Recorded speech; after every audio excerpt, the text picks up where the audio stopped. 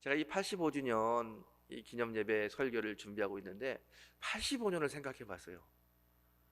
짧다면 짧고 길다면 굉장히 긴 시간입니다. 지금 80세이신 어른들 보게 되면 내가 언제 이렇게 80이 됐어? 시간이 금방 지나갔다 생각할 수 있고요.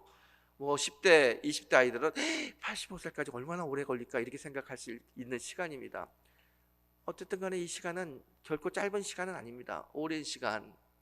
우리 교회가 85년 전에 하나님의 특별한 은혜로 교회가 세워지고 85년 동안 많은 일들을 했습니다. 구원의 열매를 많이 맺었고요. 안 믿는 성도들에게 복음을 전하는 정말 좋은 교회로 성장할 수 있었습니다.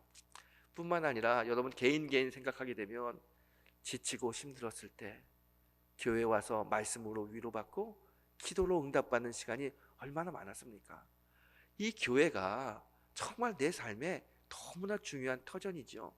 이런 좋은 교회를 허락하신 하나님께 감사를 드립니다.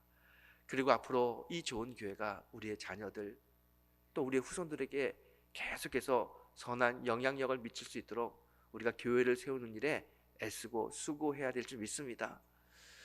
85년의 시간, 이 교회를 가만히 생각해 보게 되면 아마 교회 역사 속에 참 어려운 일도 많이 있었을 겁니다.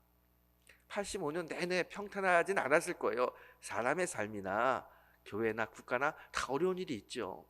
지금 우리가 코로나19의 어려운 시간을 겪는 것처럼 교회도 어려운 일이 있었을 겁니다.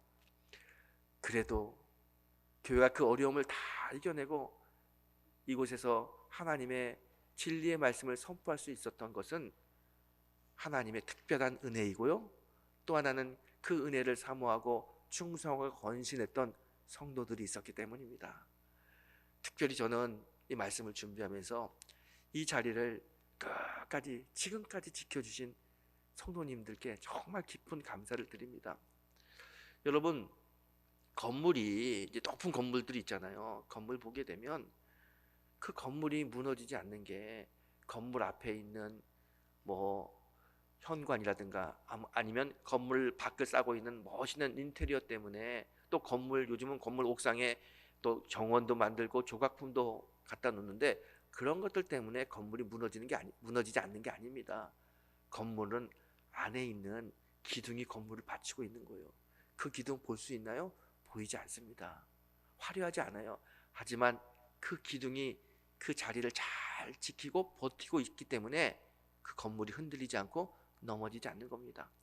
교회도 마찬가지입니다.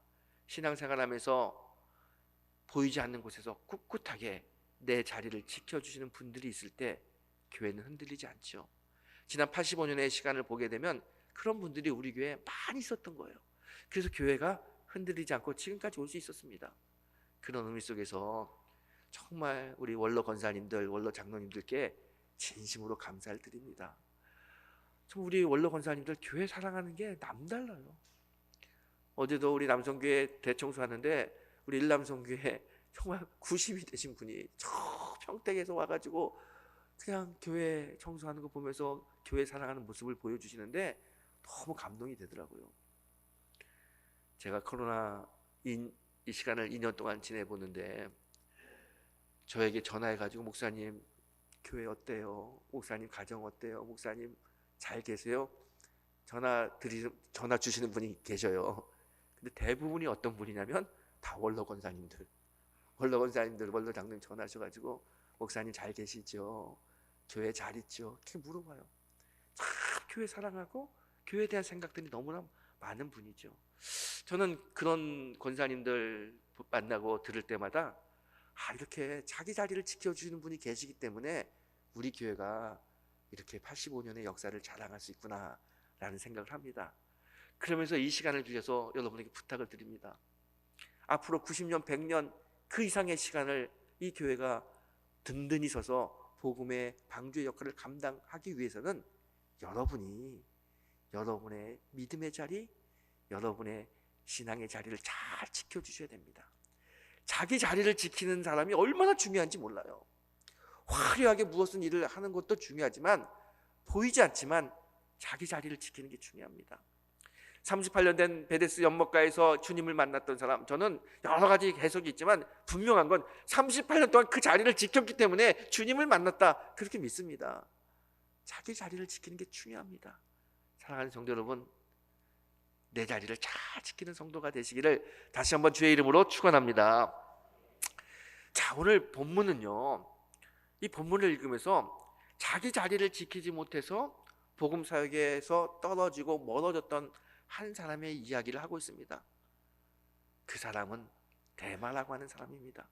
오늘 이 데마를 통해 가지고 이 시대에 위드 코로나가 바짝 앞으로 다가온 시대에 우리가 어떤 신앙의 모습으로 살아야 되는지 한번 좀 같이 살펴보기 원합니다.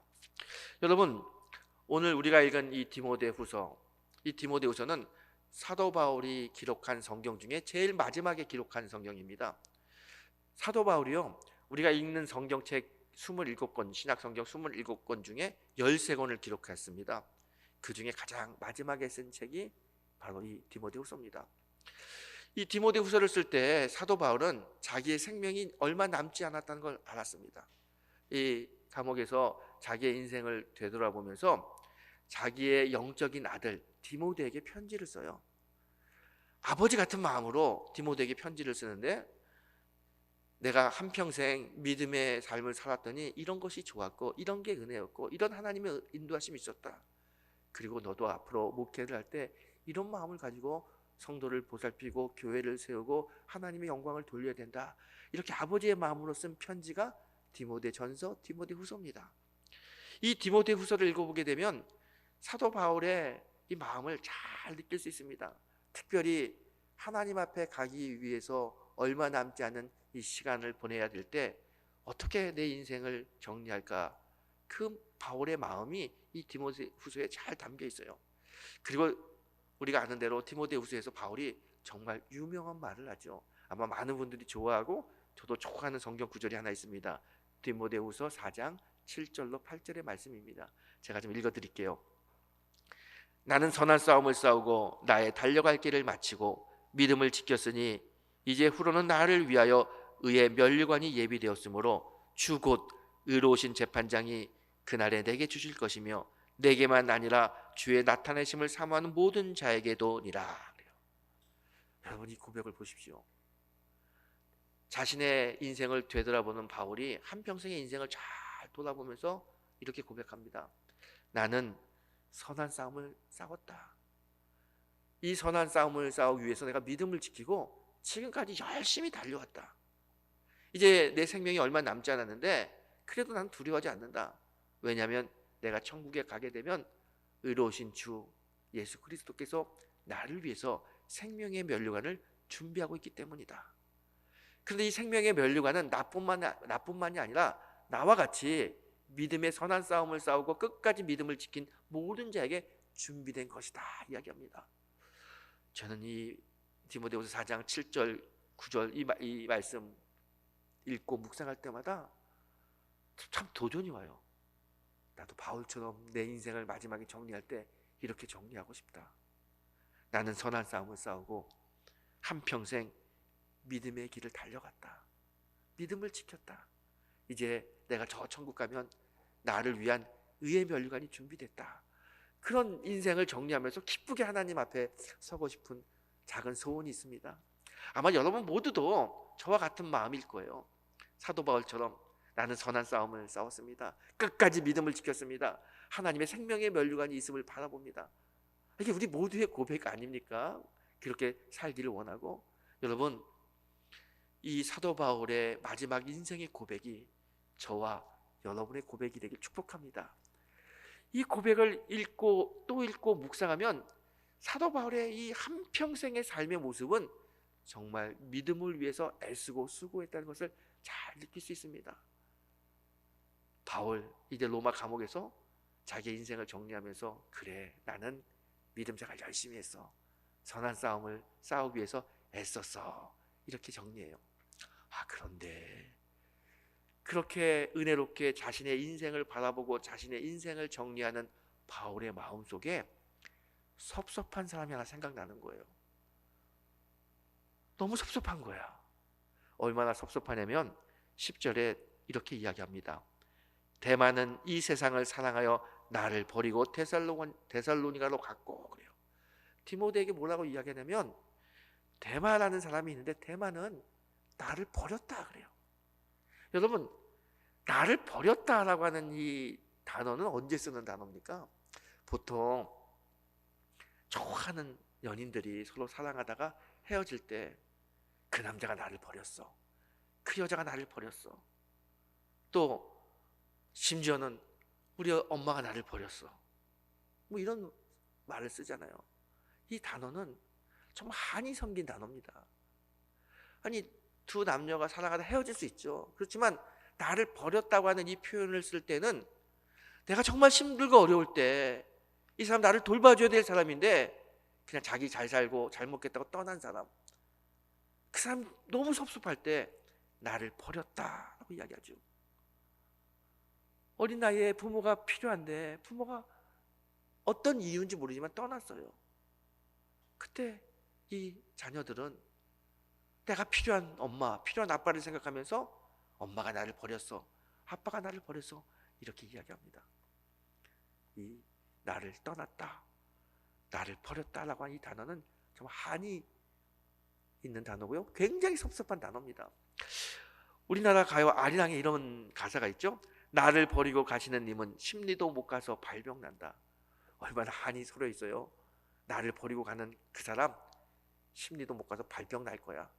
정말 얼마나 섭섭하면 이렇게 버렸다고, 섭섭하다고 그렇게 노래로 이야기하겠습니까? 오늘 바울이 그렇게 자신의 인생을 은혜롭게 잘 정리하는 바울이 대마는 나를 버렸다 그렇게 이야기해요. 도대체 대마가 누구고 도대체 대마가 바울에게 어떤 행동을 했길래 이렇게 바울이 인생을 정리하는 그 순간에 섭섭하다는 마음을 표현할까? 여러분, 보통의 사람들은요, 자신의 인생을 정리할 때, 얼마 남지 않은 인생을 생각할 때 미운 사람, 나 그 사람 너무 미워 이렇게 생각하지 않아요. 그냥 아예 그래, 그럴 수도 있었지, 에이 내가 이해하지. 그리고 가능하면 은혜롭게 좋게 다 해결하고 하나님 앞에 가고 싶은 게 사람의 마음입니다. 하물며 신앙인이었던 바울은 더 큰 마음이 있었을 거예요. 그럼에도 불구하고 바울은 자신의 영적인 아들 디모데에게 대마가 나를 버렸다 이렇게 섭섭하게 이야기해요. 그 대마가 누구냐? 여러분, 대마를 좀 이해하기 위해서는요, 그 사도 바울의 활동할 때 그 당시를 조금 이해해야 됩니다. 여러분, 아까 제가 말씀드린 대로 사도 바울은요, 기독교 역사의 가장 위대한 인물입니다. 이 사도 바울이 없었다면 과연 기독교가 이렇게 전 세계적으로 복음을 증거하고 많은 사람들을 구원할 수 있는 그런 종교가 될 수 있었을까 할 정도로 기독교 발전에 결정적인 역할을 한 사람입니다. 아까 말씀드린 대로 우리가 읽고 있는 성경책 3분의 1을 사도 바울이 썼어요. 당시 교통이 불편한 그때 복음에 대한 열정을 가지고 3번씩이나 세계를 또 유럽을 다니면서 복음을 전한 사람입니다. 이 사도 바울의 열정과 헌신 때문에 지금 유럽이 다 복음화된 거예요.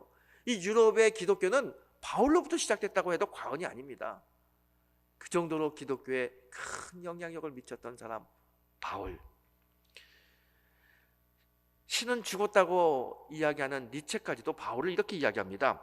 기독교를 기독교 되게 한 것은 바울의 천재성 때문이다. 니체도 이렇게 바울을 인정합니다. 그만큼 바울은 굉장히 중요한 사람이죠. 자, 이렇게 바울이 복음 사역을 할 때 바울 혼자 한 건 아니에요. 늘 바울 옆에서 바울을 도와주고 바울과 함께 했던 동역자가 있어요. 친구처럼, 형제처럼, 동지처럼 복음을 함께 했던 사람들, 그들이 있었기 때문에 바울은 복음의 사역을 잘 감당할 수 있었습니다. 바울이 정말 내 평생의 동지, 죽음을 함께 나눌 수 있는 복음의 동지라고 생각했던 사람, 그 사람 누구냐면 빌레몬서 1장 24절에 그 사람들을 이렇게 소개하고 있습니다. 나의 동역자 마가, 아리스다고, 데마, 누가가 문안하노라. 바울이 자기의 동역자 4명을 소개합니다. 마가, 아리스다고, 데마, 누가. 마가, 누가는 우리가 잘 알고 있는 사람이죠. 이 바울은 이 4명을 자신의 동역자라고 해요. 자신의 형제, 자신과 함께 복음 사역했던, 생명도 함께 나눌 수 있는 사람이라고 생각하는 거예요. 이 골로새서 4장 14절을 보게 되면 바울은 또다시 이렇게 설명합니다. 사랑받는 의사 누가 또 데마가 너에게 문안하노라. 바울이 자기 편지를 쓸 때마다 자기와 함께 사역했던 데마를 소개하고 있어요. 데마. 이 데마는 바울의 동역자고요, 바울과 함께 복음 사역에 열심을 했던 사람입니다. 외경을 보게 되면 외경에 이런 기사가 있습니다. 로마를 걷고 있는 바울, 로마에게 복음을 전하는 길을 가고 있는 바울, 오른편에는 누가가 있었고 왼편에는 데마가 있었다, 이렇게 기록해요. 요즘 우리말로 하게 되면 우누가 좌데마, 이 정도로 바울 선교사에게 큰 도움을 주었던 동역자, 동지가 데마입니다. 그 데마가 바울을 버리고 떠난 거예요. 그러니 얼마나 섭섭하겠어요. 그런데 이 데마가 바울을 버리고 떠난 이유가 뭐냐면 바울이 이렇게 이야기합니다. 그가 세상을 사랑하여 나를 버리고 떠났다 그래요. 세상을 사랑했다는 거예요. 데마가 세상을 사랑했대요. 여러분, 세상이 뭡니까? 세상이 뭡니까? 세상은 하나님이 창조하신 것이 세상입니다.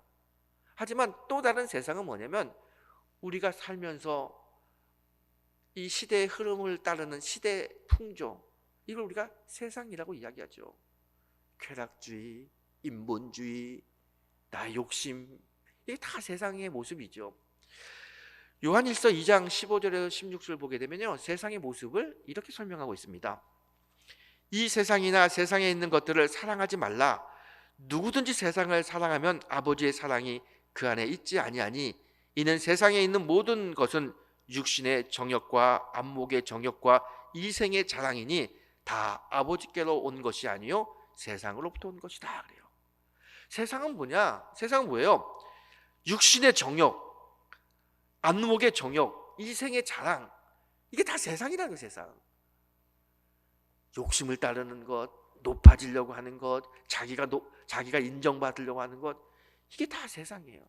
그런데 이 세상은 하나님께로부터 온 게 아니라는 거예요.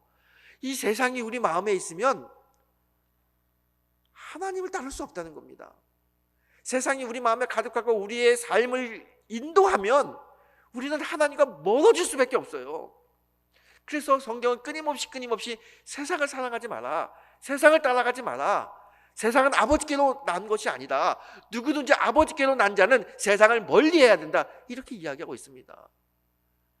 이 세상을 데마가 사랑했다는 거예요. 자, 바울이 이렇게 이야기합니다. 데마는 세상을 사랑하여 나를 버리고 데살로니가로 갔다 그래요. 이 데살로니가, 특별히 바울이 이야기하는 데살로니가는 데마가 떠난 데살로니가 안에 있는 데살로니가 교회를 이야기합니다. 당시 데살로니가 교회는 아주 번성한 도시 중에 하나였습니다. 바울도 이곳에서 복음을 전한 적이 있어요. 가장 바울 선교 사역 중에 많은 열매를 맺었던 곳이 데살로니가입니다. 그리고 교회가 세워지고요, 데살로니가 교회는 여러 초대교회들 가운데서 가장 부흥했던 교회 중에 하나였습니다. 사람도 많았고요, 물질적으로 굉장히 풍부했던 교회가 데살로니가 교회입니다. 데마가 이 데살로니가 교회로 갔어요. 이 데살로니가 교회로 가는 이 모습을 보면서 바울은 데마가 세상을 사랑했다라고 이야기합니다. 왜냐하면 이 데살로니가 교회는 사람이 많고 물질이 풍부하다고 그러잖아요. 데마가 이 데살로니가 교회를 가게 되면 사도 바울과 함께 사역했던 사람이 데살로니가 교회로 왔어요. 얼마나 많은 사람들이 데마 사역자 데마를 칭송하고 데마를 따르겠습니까? 뿐만 아니라 이곳에서 어렵지 않은 풍족한 삶을 살 수 있어요. 그 삶을 데마가 생각했고 그 삶을 찾아서 데살로니가 교회로 간 겁니다. 자, 그런데 로마에 있는 바울, 그때 당시에 로마는 어떤 곳이냐?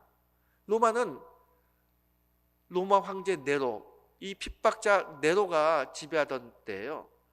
많은 기독교인들이 억압받고 박해받고 어려움 당할 때입니다. 복음을 전하다가 감옥에 갇히기도 하고요, 사자굴에 들어가기도 하고요, 얼마나 힘들게 많은 기독교인들이 순교하고 고난당하고 있는지 몰라요. 바울 자신도 감옥에 갇혔습니다. 이 로마는 너무 힘든 곳이에요. 그런데 이 힘든 이 로마 땅에 바울은 자기의 동역자 데마가 함께 있길 원했어요. 데마가 힘든 거 보고 어려운 거 보고 순교당하는 거 보면서 난 여기 있기 싫다. 그리고 데살로니가 교회를 떠나버렸어요.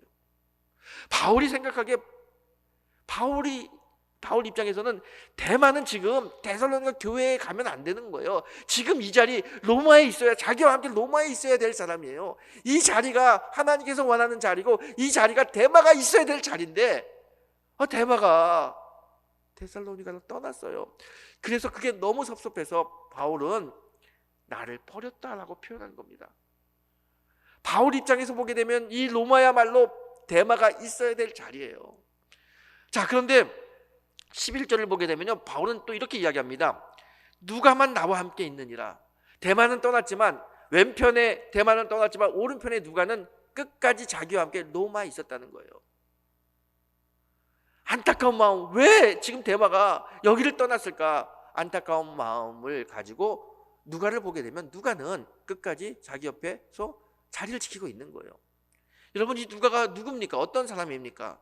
누가복음의 저자이기도 하고요, 사도행전의 저자이기도 합니다. 초대교회에 바울과 함께 큰 사역을 감당했던 사람이고 지금도 기독교 역사의 가장 위대한 인물 중에 한 사람이 누가입니다. 누가가 이렇게 끝까지 하나님께 쓰임받고 지금도 우리에게 귀감이 되는 사역자로 우리가 이야기할 수 있는 이유가 뭡니까? 누가는 자기 자리를 잘 지켰기 때문이에요. 자기가 있어야 될 자리, 비록 이 자리가 힘들고 어렵고 핍박과 순교의 자리를 할지라도 이 자리를 지킬 때 하나님의 은혜가, 하나님의 인도하심이 있다고 믿었기 때문에 자리를 지켰어요. 그래서 누가는 끝까지 하나님께 쓰임받는 겁니다. 여러분, 이제 우리는 위드 코로나의 시대를 맞이하게 됐습니다. 이제 11월 둘째 주에 아마 정부에서 공식적으로 위드 코로나 시대를 선포할 겁니다. 코로나와 같이 가는 시대예요. 한 번도 우리가 경험해 보지 못한 시대입니다. 쉽지 않을 거고요, 많은 사람들이 위기라고도 이야기합니다. 그러나 저는 이렇게 생각합니다. 위기는 얼마든지 기회가 될 수 있다. 그런데 그 기회를 만들기 위해서 우리 성도들이 어떤 삶을 살아야 되느냐. 여러분, 위드 코로나의 시대는 신앙인들에게 두 가지 길이 딱 열릴 겁니다. 두 길 중에 한 길을 선택해야만 할 겁니다. 어떤 길이냐? 누가가 갔던 길과 데마가 갔던 길이 우리 앞에 펼쳐질 겁니다. 우리는 어떤 길로 가야 될까요? 갈라디아와 로마, 우리는 어디로 가야 될까요? 데살로니아와 로마, 우리는 어디로 가야 될까요? 이 위드 코로나의 시대에 여러분, 성도가요, 자기 자리를 지키는 게 얼마나 중요한지 모릅니다. 이제 분명히 예배도 모든 것도 이 비대면과 대면이 같이 갑니다. 이 비대면 편해요, 쉬워요, 안락해요. 하지만 그 길이 하나님이 원하시는 길이냐는 생각해 볼 필요가 있습니다. 여러분, 신앙은 타협하는 게 아닙니다. 이 사탄은요, 우리가 하나를 타협하면 두 개를 뺏어가고, 두 개를 타협하면 10개를 뺏어가고, 10개를 타협하면 다 뺏어갑니다. 결국 한 번의 타협은 우리 신앙 모든 것을 잃게 말 것입니다. 데마가 한순간에 자신의 신앙을 타협하고 데살로니가 교회로 가면서 복음 사역이 멀어졌듯이 우리의 신앙도 그럴 수 있다는 거예요. 그래서 오늘 성경은 끊임없이 우리에게 도전합니다. 자기 자리를 지켜라. 자기 자리를 지키는 게 너무너무 중요하다.